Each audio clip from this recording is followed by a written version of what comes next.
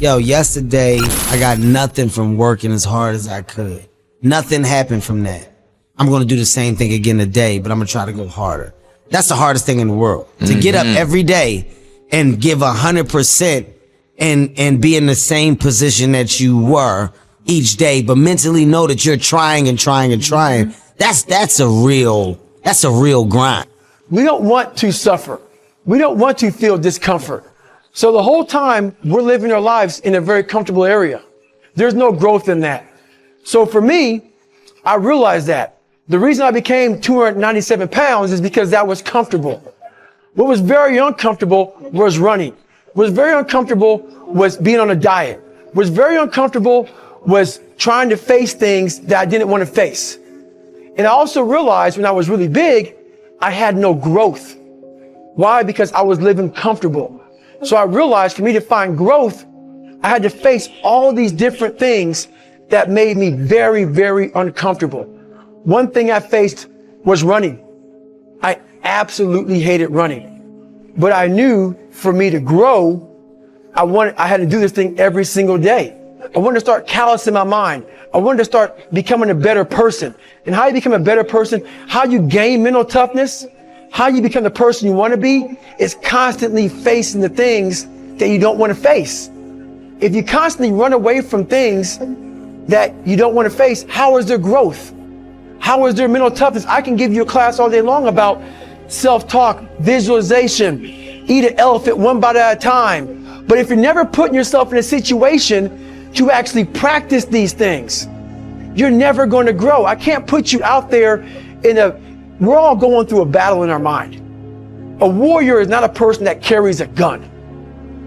The biggest war you ever go through is right between your own ears.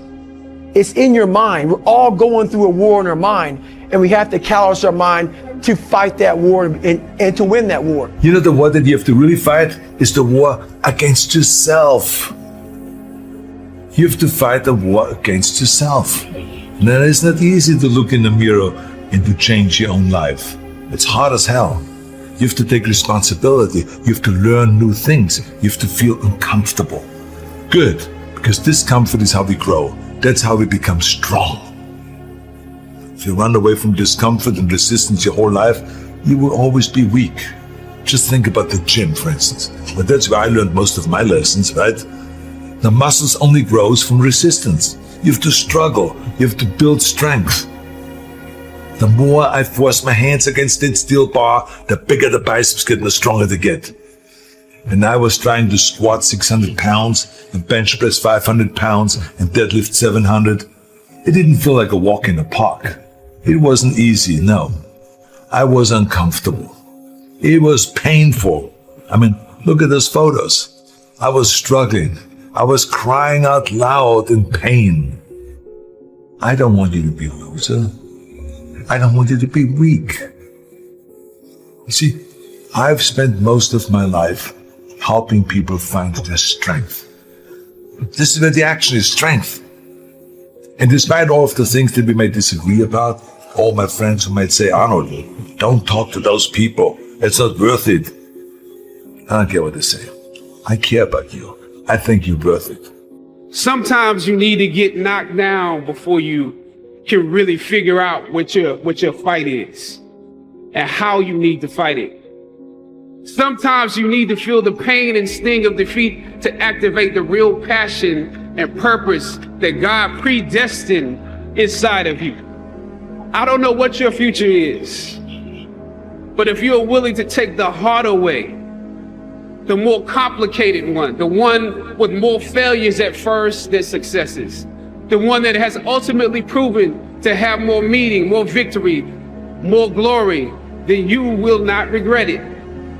Now, this is your time. The younger generation quits. Not everybody. So I gotta put that. People get their butt hurt. So not everybody. Most of this generation quits the second they get talked to. You did this wrong, or they get yelled at. It's so easy to be great nowadays because most people are weak. This is a softened generation. So if you have any mental toughness, Any ability, if you have any fraction of self-discipline, the ability to not want to do it, but still do it. People have a hard thing understand. I hate to run. And what makes me so crazy, it doesn't anymore, is people go, well, why do you run if you hate it? What are you talking about? I don't want to take showers and eat either. I hate that too. That's life, man. It wasn't until I changed that mentality that I became somebody. I hated going to school, so guess what? I was dumb. That's what 1 + 1 is 2. But if you can get through to doing things that you hate to do, on the other side is greatness. That's what people understand. By me running, I am callous in my mind. I'm not training for a race. I'm training for life. I'm training for the time when I get that 2 o'clock in the morning call that my mom is dead or something happens tragic in life. I don't fall apart.